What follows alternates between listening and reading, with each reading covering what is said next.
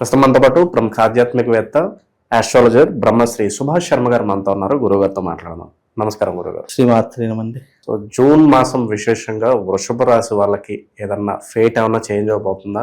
ఎటువంటి అదృష్టం కలిసి రాబోతుంది? వీళ్ళకి ఎలా ఉండబోతుంది ఈ మాసం అంతా గురుగారు? తప్పకుండా తెలియజేస్తాను. ముందుగా వీక్షిస్తున్న ప్రేక్షకులందరికీ శ్రీమాత్రే నమః, శ్రీ గురుభ్యో నమః.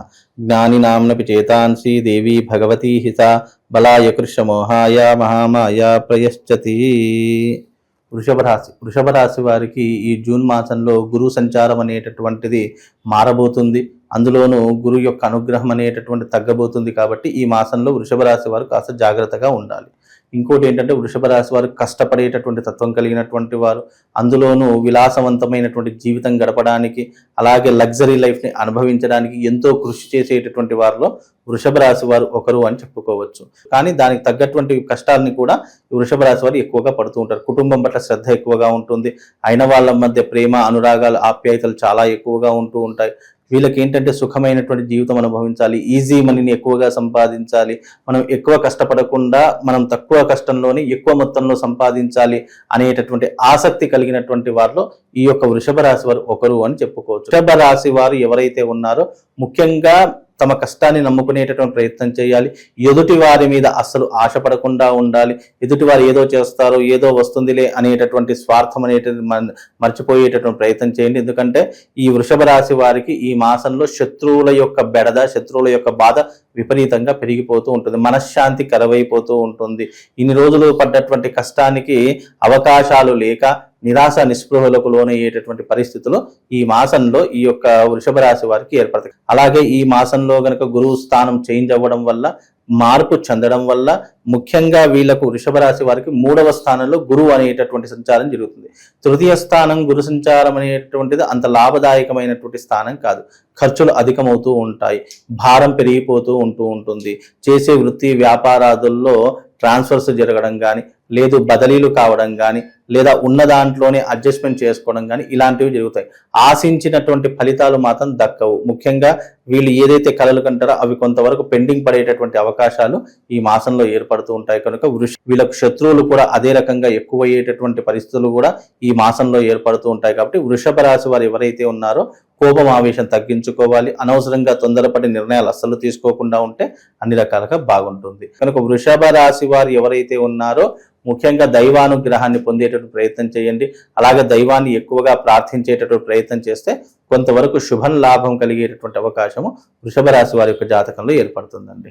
టర్నింగ్ పాయింట్ ఏమైనా ఉంటుందంటారా ప్రస్తుతానికి వీళ్ళకి? ముఖ్యంగా వృషభ రాశి వారికి టర్నింగ్ పాయింట్ ఏదైనా ఉంది అని అంటే గనక వాళ్ళ జీవితంలో దైవానుగ్రహం పొందడమే టర్నింగ్ పాయింట్ అని చెప్పుకోవచ్చు. అలాగే వీళ్ళు చేసేటటువంటి మంచి పనులు, సత్కార్యాలు ఏవైతే ఉంటాయో వీళ్ళ జీవితాన్ని మార్చేటటువంటి ప్రయత్నాలు కూడా ఎక్కువగా ఉంటూ ఉంటాయి. ముఖ్యంగా మీ జీవితంలో ఏదైనా ఆటంకాలు కలుగుతున్నాయి, ఇబ్బందులు కలుగుతున్నాయి అని అంటే గనక అమ్మవారి యొక్క ఉపాసన చేసుకొని చాలా ఉత్తమమైనటువంటి పని. ఎందుకంటే వృషభ రాశి వారికి తృతీయ స్థానంలో గురు సంచారం అనేటటువంటిది కూడా కొంతవరకు అన్నదమ్ముల మధ్య వైరాలు పెంచడం కానీ, కుటుంబ కలతలు రావడం కానీ ఇలాంటి పరిస్థితుల వల్ల మానసిక సంఘర్షణ అనుభవిస్తూ ఉంటారు. కనుక ఇలాంటి పరిస్థితుల్లో ముఖ్యంగా ధైర్యంగా ఉండడం చాలా మంచిది. అలాగే మీరు దైవారాధన చేసుకోవడము లేదా ఇంటి దేవుడి యొక్క దర్శనం చేసుకోవడం కొంతవరకు వీళ్ళకు లాభదాయకమైనటువంటి పరిస్థితులను ఏర్పరుస్తుందండి. ప్రస్తుత కాలంలో మరి వీళ్ళు చేసుకోవాల్సిన పరిహారాలు లేదంటే దైవానుగ్రహం ఏ విధంగా ఉంటే బాగుంటుందంటారు? ముఖ్యంగా వీళ్ళు ఏదైనా దైవానుగ్రహం చేసుకోవాలన్నా, దైవిక పరిస్థితులు పొందాలనుకున్నా వీళ్ళు సుబ్రహ్మణ్య స్వామి ఆరాధన చేసుకోవడము, లేదు అని అంటే కనుక ముఖ్యంగా ఈ రాశి వారికి శివానుగ్రహం పొందడం చాలా విశేషం. కనుక శైవ క్షేత్రాలు ఏవైతే ఉంటాయి, శ్రీశైలం కావచ్చు, కాశీ కావచ్చు, లేదా ఇతర పుణ్యక్షేత్రాలు ఏదైనా కావచ్చు, వాళ్ళు వెళ్ళి శైవ క్షేత్రాల్లో దర్శనం చేసుకొని అక్కడ ఒక రోజు నిద్ర చేసి వస్తే చాలా విశేషమైన ఫలితాలు ఉంటాయి. తెలంగాణ ప్రాంతంలో దగ్గర ఉన్నది ఒక శ్రీశైలం, వెములవాడ దగ్గరగా ఉంది. కనుక మీరు తెలంగాణ ప్రాంతం వాడైతే శ్రీశైలం కానీ వెములవాడ కానీ వెళ్ళే ప్రయత్నం చేయండి. లేదా మీ దగ్గరలో ఉన్నటువంటి శివాలయాలు ఏవైనా ఉంటే కనుక అంటే స్వయంభూగా వెలిసినటువంటి శివాలయాలు కావచ్చు, లేదా పురాతనమైనటువంటి శివాలయాలు కావచ్చు, అలాంటి ఆలయాల్లో శక్తి ప్రభావం ఎక్కువగా ఉంటుంది. కాబట్టి అలాంటి ఆలయాలకు వెళ్ళి అక్కడ దర్శనం చేసుకొని వీలైతే అభిషేకం కూడా చేసుకొని వస్తే కొంతవరకు ఉపశమనం కలిగేటటువంటి పరిస్థితులు ఏర్పడతాయండి. గురుగారు, జూన్ నెల ప్రత్యేకంగా విద్యార్థులకి అంటే స్కూల్స్ కావచ్చు, కాలేజెస్ కావచ్చు మళ్ళీ ఓపెన్ అవుతూ ఉంటాయి. అడ్మిషన్స్ సీజన్ అని చెప్పుకోవచ్చు మనకి. అవునండి. మరి సంవత్సరం అంతా విద్యార్థులకు అద్భుతంగా కలిసి రావాలంటే స్టూడెంట్స్ కోసం ప్రత్యేకంగా ఒక మంచి రెమెడీ అన్న తెలియజేయండి. విద్యార్థులకు కావాల్సింది ఏంటి? జ్ఞానము, అలాగే తెలివితేటలు, విద్యా అర్హత, అలాగే విద్యకు అధినాయకులు సరస్వతి అని చెప్తూ ఉంటాము. అయితే ముఖ్యంగా ఈ సంవత్సరం విద్యా సంస్థలకు చాలా తీరనటువంటి నష్టం ఏర్పడుతూ ఉంటుంది.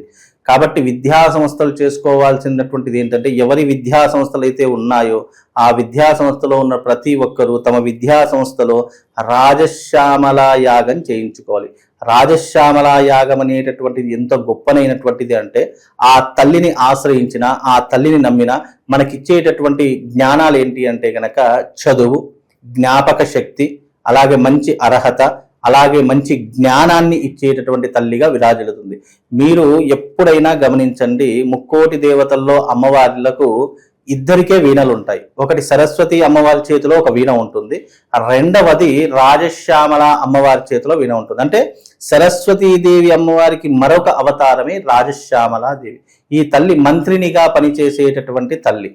అంటే ఈ లలితా అమ్మవారికి మంత్రినిగా, శ్రీచక్రంలో సంచరించేటటువంటి అధిష్టాన దేవతగా, కదంబ వనవాసిని అని పేరు పెట్టేటటువంటి తల్లి ఈ యొక్క అమ్మవారు. ఈ అమ్మవారిని ఎవరైతే ఆరాధిస్తారో, ఎవరైతే పూజిస్తారో వాళ్లకు విద్య గాని, వివేకం గాని, ఆలోచనలు గాని, తెలివితేటలు గాని, అలాగే మంచి జ్ఞాపక శక్తి, మేధాశక్తి కావాలి అని అంటే తప్పకుండా ఈ యాగం చేయించుకోవాలి. అలాగే విద్యా సంస్థలు అందరికీ కూడా జూన్ మాసంలో ఓపెన్ అవుతూ ఉంటాయి, అంటే తెరుచుకుంటూ ఉంటాయి. ఈ విద్యా సంస్థల ప్రతి ఒక్కరూ కూడా తప్పకుండా తమ విద్యా సంస్థలో సంవత్సరానికి ఒకసారైనా ఈ యాగం చేయించుకోవాలి. ఎందుకంటే ఆ విద్యాస్థానంలో చేసుకోవడం వల్ల సరస్వతీదేవి, రాజశ్యామల అమ్మవారు ఆ యొక్క ఆ స్థలంలో కొలువు తీరుతూ ఉంటుందట.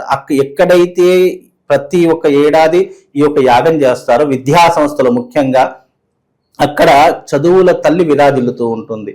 అంటే ఆ యొక్క సంస్థకు కావచ్చు, ఆ యొక్క స్కూళ్ళకు కావచ్చు, కాలేజెస్కు కావచ్చు, విపరీతమైనటువంటి పేరు ప్రఖ్యాతలు తీసుకొచ్చి పెడుతూ ఉంటుంది. అంటే ఈ అమ్మవారిని విజయ దేవత అని కూడా పిలుస్తారు. అంటే విజయానికి ప్రతీకగా కూడా ఈ తల్లిని పిలుస్తారు. కాబట్టి విద్యా సంస్థలు ఎవరైనా సరే మీరు ప్రతి ఏడాది, ఎందుకంటే ప్రతి ఏడాది కొత్త అడ్మిషన్స్ కావాలి, అలాగే వాళ్ళ వ్యాపారం చాలా అద్భుతంగా నడవాలి. విద్యా సంస్థలు అంటే వ్యాపారాలు అయిపోయాయి కాబట్టి వాళ్ళ యొక్క వ్యాపారాలు నడవాలి అని అంటే గనక విద్యార్థులు ఆకర్షితులు అవ్వాలి. అంటే చాలా మంది ఇప్పుడు విద్యా సంస్థలో చేర్పించే తల్లిదండ్రులు ఏం చేస్తారంటే 100 స్కూళ్ళు చూస్తారు, లేదా 100 కాలేజెస్ చూస్తారు, కానీ ఒకటే కాలేజీలో వెయ్యాలి, ఒకటే స్కూల్లో వెయ్యాలి.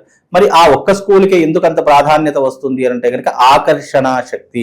కాబట్టి విద్యా సంస్థలకు ఆకర్షణ శక్తి కావాలంటే తప్పకుండా రాజశ్యామల తంత్రయాగం చేయించుకోవడం వల్ల ఆ యొక్క సంస్థలకు విశేషమైనటువంటి ప్రజాదరణ కలుగుతూ ఉంటుంది. అందుకే గతంలో కేసీఆర్ గారు కూడా రాజశ్యామల యాగం చేయించారు ఆకర్షణ శక్తి గురించి. అలాంటి ఆకర్షణ శక్తి నైపుణ్యాన్ని ఇచ్చేటటువంటి తల్లే రాజశ్యామల అమ్మవారు.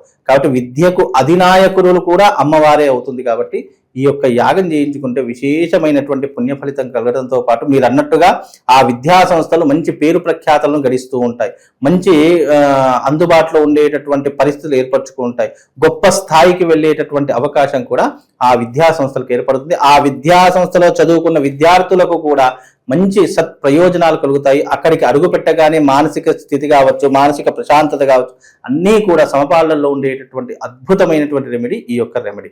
కాబట్టి ఇది చేసుకోవడం వల్ల విశేషమైనటువంటి ప్రజాదరణతో పాటు ఆకర్షణ శక్తితో పాటు విద్యార్థులకు బుద్ధి, జ్ఞానము, వివేకము అన్నీ కూడా కలుగుతాయండి. మంచి విశ్లేషణ అందించారు, ధన్యవాదాలు.